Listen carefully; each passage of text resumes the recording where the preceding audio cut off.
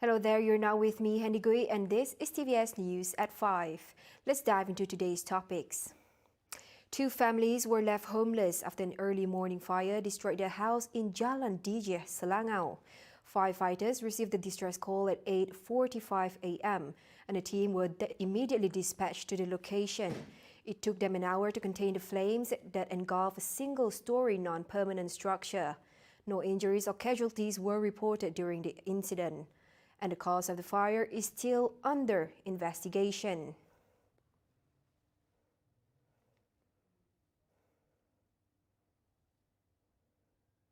Now, a 66-year-old man from KANOWIT is feared missing after he failed to return home on Wednesday. Initial reports indicate that Sikwa Anak Ngap set out from his home to deliver food to his wife at Pelita KANOWIT plantation at around 6 p.m. on Tuesday. However, his wife claimed that he failed to arrive at the destination. This prompted a search of the victim, who suffered partial paralysis on his hand and has a medical history with epilepsy, before lodging a missing person report. A search and rescue was activated, to which rescuers comprised of various agencies and villages are conducted search within a 5-kilometer radius to locate the missing victim. As of 4 p.m. press time, rescuers have yet to locate the man's whereabouts. Now, the men in blue are proud to go above and beyond their call of duty, taking on another role and ensuring those who are in need of food will get the necessary aid. Now, with those who are desperately in need of aid, fear not, just call the cops. One of the beneficiaries of the operation, codenamed Op Bantu in Kuching, who only wished to be identified as Muta, expresses his utmost gratitude for the kindness of the cops. Ya, saya tidak menyangka yang dia akan datang sini.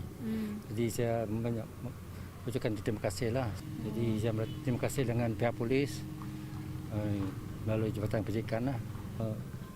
Kalau mengikut dulu memang senang, kita sekarang kita nak keluar pun susah. Nak beli barang pun kerja tak dapat. Jadi kita harapkan bantuan macam inilah yang kita tunggu-tunggu kan. Muta lives with his son, who is employed but unable to work as he is currently ill, and his grandson is still in secondary school. He shares that his applications for aids in the past have been in process for months, which is why he has to depend on receiving food aids like these from uniformed bodies, agencies, as well as political parties such as Sarawak United People Party (SUPP) under the GPS government. I'm telling you genuinely, this is what you call is beyond our duty, beyond our call of duty, but I'm proud to do this one. Kita pun ada background yang hampir sama dengan mereka. Kita berasal daripada kampung. Kita merasai. Kita tak ada pemilihan yang tertentu. Kita ini semua anggap sama.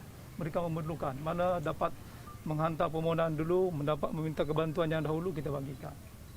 Asman says that he is glad to come together with the community and hopes to help as much as he is able to in areas under his jurisdiction.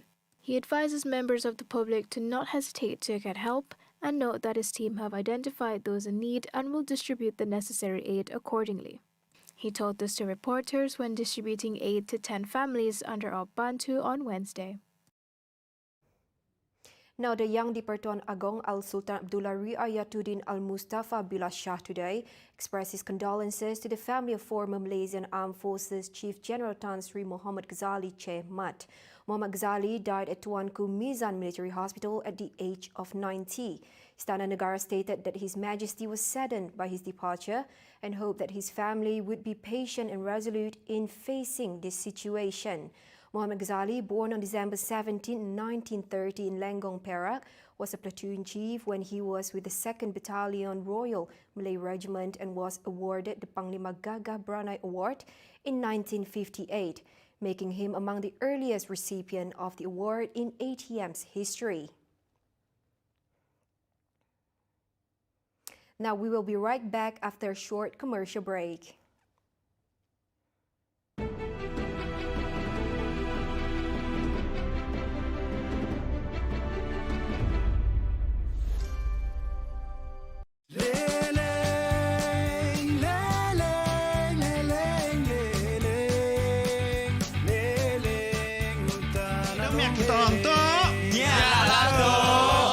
lupa saksikan Nembiak Terontok setiap Sabtu jam 11.15 pagi hanya di TVS saluran 122 Astro dan My TV.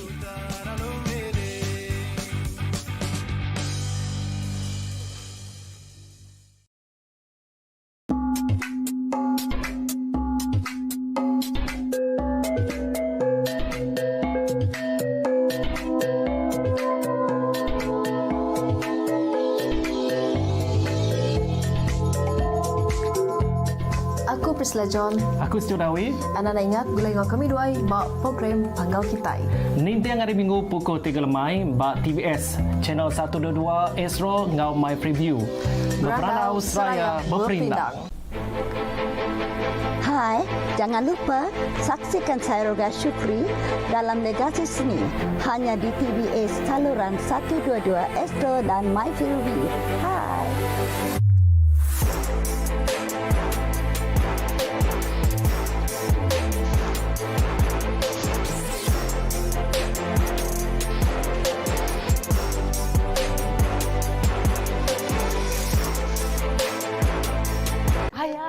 Su artinya Nevin. Nevin je SD.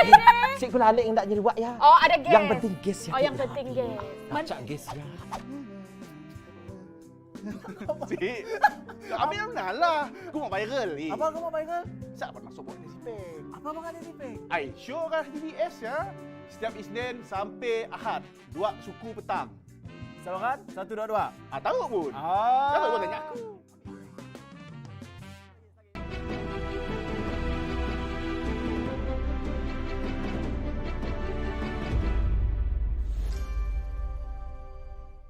Hello there and welcome back. Now, the appointments of Datuk Seri Ismail Sabri as Deputy Prime Minister and Datuk Seri Hishamuddin Hussein as Senior Minister for Security Cluster were deemed timely and fitting.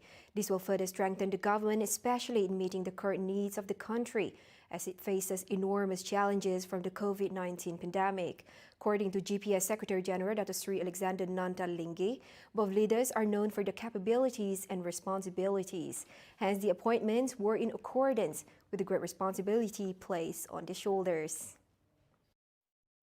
Through a statement on Wednesday, Alexander said GPS also described that the appointments was timely, taking into account the country's political atmosphere. GPS Secretary General Datuk Seri Alexander Nantalinggi said the issue of people's welfare, well-being and security apart from economic recovery in the face of the COVID-19 pandemic should be the main concern of everyone at this moment. He opined that while the country is still heavily plagued with the COVID-19 pandemic, the people are sensitive and observe everything that is happening, including political games that can threaten the stability of the country. The Prime Minister's office announced on Wednesday the appointments of Ismail Sabri as Deputy Prime Minister while retaining the portfolio of Defence Minister, and Hishamuddin as Senior Minister for Security Cluster and retains his portfolio as Foreign Minister. The appointments aim to assist the Prime Minister to manage the national administration and meet the needs of the people in the nation.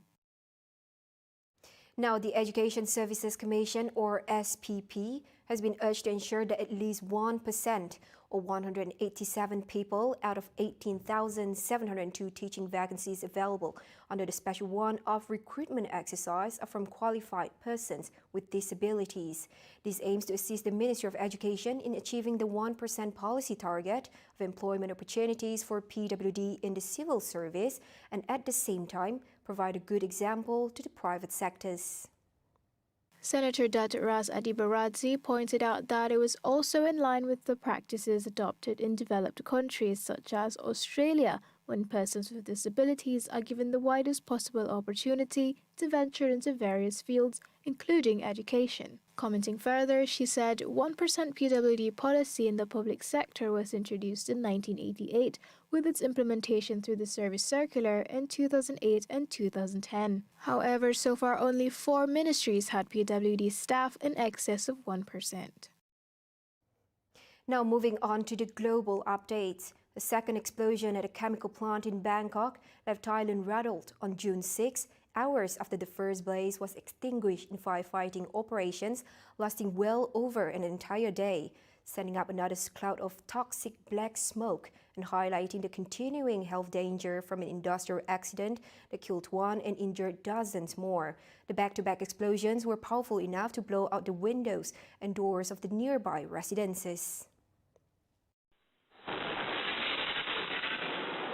Firefighters continued to douse the site with water and foam to keep the highly flammable chemical styrene monomer from reigniting. Little was left of the Mingdi chemical factory other than the twisted metal frames and charred remains of its warehouses that were destroyed in the explosion and fire. More than 60 people were injured in the disaster, including a dozen emergency responders, and more than 30 of them were hospitalized. The unfortunate event took the life of an 18-year-old volunteer firefighter. Earlier, police questioned the factory manager in regards to the cause of the fire. According to the manager, he and 8 staff members were jolted awake from a strong chemical smell and fled before the blast. The shockwaves from the explosion damaged about 100 houses and 15 cars. However, it wasn't clear how much monetary damage was suffered by the factory.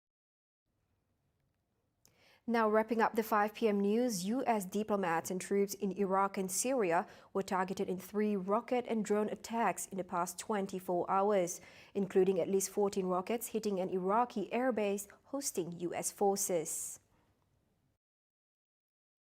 While there were no immediate claims of responsibility for the attacks, analysts believe they were a part of a campaign by Iranian-backed militias. Iraqi militia groups aligned with Iran vowed to retaliate after U.S. strikes on the Iraqi-Syrian border killed 4 of their members last month. Meanwhile, 2 American service members were wounded in the rocket attack on the Ain al-Assad air base in western Iraq. Earlier, 2 rockets were fired at the U.S. Embassy inside Baghdad's Green Zone early on July 8th. The embassy's anti-rocket system diverted one of the rockets, while the second rocket fell near the zone's perimeter. Sirens blared from the embassy compound inside the zone, which houses government buildings and foreign missions. In Syria, the U.S.-backed Syrian Democratic Forces said no damage was done by a drone attack on the Al-Omar oil fields in an eastern area bordering Iraq, where U.S. forces came under rocket fire but escaped injury on June 28th. The Pentagon said a drone had been brought down in eastern Syria and that no U.S. service members had been injured and there had not been any damage. Iraqi army officials said the pace of recent attacks against bases hosting U.S. forces with rockets and explosive-laden drones was unprecedented. Meanwhile, 3 rockets also landed on Ain al-Assad on Monday without causing casualties. And that wraps up the 5 p.m. English news on TVS. As usual, don't forget to tune in for the Nightline at 11:30 p.m. with Cheryl Shaminato. With that, I'm Hendy Gui and have a pleasant day.